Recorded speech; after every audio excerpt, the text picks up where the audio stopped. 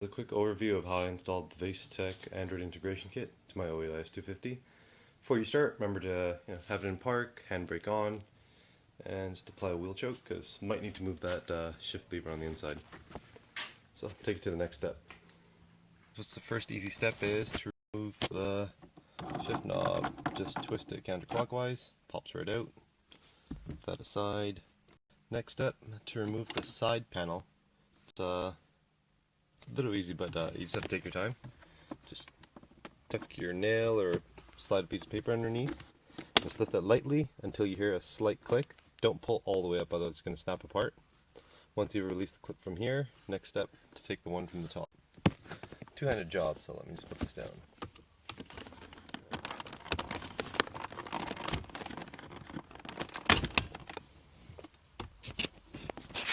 So, light pressure. That should snap out lightly and just pull out straight. That's been removed. Next step is to remove this center console. Remember when you're going to be pulling this up, there's going to be wires attached for the heating and the lighting control on here, so don't just yank the crap out of it. So for starters, from back here, just lift up. It's a two-handed job again, so I might have to put this down, or I got it with one hand. Just lift that side, lift it slightly, jump over to this side, dig your nail into here, and also I guess in this crevice here, in the felt lining. Just lift. Now that it's popped up from here, do the same at the front. There's two little gaps left here for you to grab a grip. Oops. Pull that up slightly. There you go. It's loose.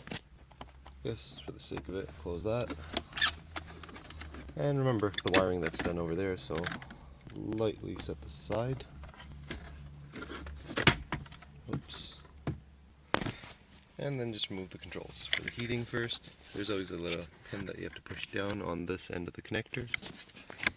And pull out. Just like that. Next one for the stick lighter, I guess. It's on the side.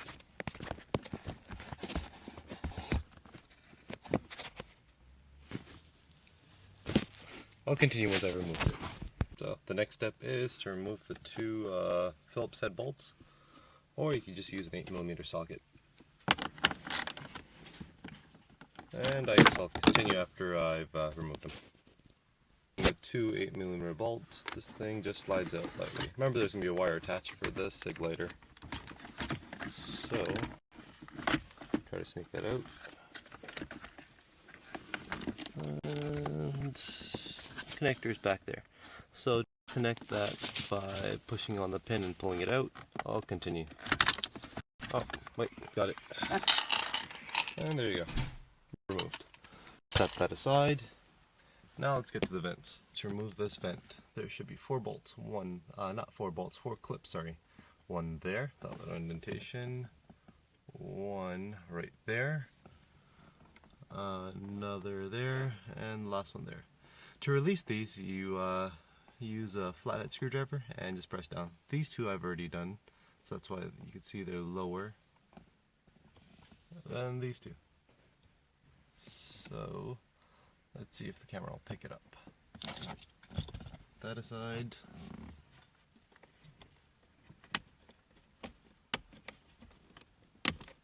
Oh, what I've done is I just use some electrical tape around the flathead so I don't scratch anything.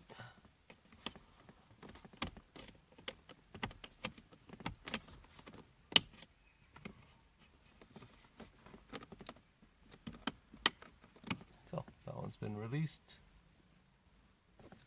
And now for this one. After releasing all 4 clips, last step is to pushing this thing out. So add a little pry tool, or you could wrap some electrical tape around your screwdriver, shove it in that gap slightly, and lift. And once we've got that gap, we just have to continue playing with it until I pull it out. Since I don't want to break this with one hand, I'll continue once I've done that, but simply just going around the edges and slightly pulling upward on them. And using quite a bit of caution, I was able to pull this thing out. Remember, take your time. You don't want to break this. This is a really unnecessary cost to replace. Next off, remember, don't pull it all the way out. There is one connector there and there. I'm just going to disconnect this and rest this on top of the dash, just because I'm lazy. So continue after that step. That's been set aside. There are 4 10mm bolts. One there, there. I've already loosened those down a bit. And there and there. For some reason, my top 2 were not so bad. The bottom 2 were super tight. So I'll continue once I've removed that. Then, yeah. For the next step, all you have to do is, once the bolts are removed, hold this thing from the top and bottom and pick it up. I guess you could rest it on the shifter knob to protect it from getting scratched. Let me just grab a cloth.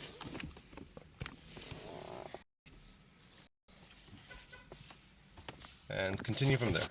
You have this thing removed. The connectors, if I can do this with one hand, the blue one goes back there. And the white one is the second connector on the head unit. I've already attached everything and I'm trying to fish the wires through. Basically there's a little hole down there that comes out down here, so just pulling the wire through. Continue after this step. So the best place that I found for putting the MHL cable for the Android phone, not in the handrest like most people suggest. I put it over here in the ashtray. Just because placing it here allows the cell phone to still pick up the GPS signal and allows you to use voice commands. Plus it's easier when you get into the car rather than you might even forget it in the handrest sometimes. I just pressed the phone in this area here, so you still have access to the screen in case you need to push something. Basically what I did was dremeled out a little hole over here. I disassembled this entire ashtray, dremeled out a hole here and here, and I kind of fished the wire through after that. So this way, close the lid, close it still looks fine. Okay, and a reason why I picked out this MHL cable is, well, it takes up less space. Rather than running an HDMI cable all the way up here and USB to supply the power, everything's right down here at the base of the VIC unit. So I got the USB and it's a 2-in-1. It has a HDMI cable built over here, so I just plug that in, and the USB for power. So it's a more discreet install, I'd say. And that's about it. So just gotta put the panels back onto the side, do the setup on the screen, which basically takes half an hour. You just gotta read the owner's manual and it's pretty much done.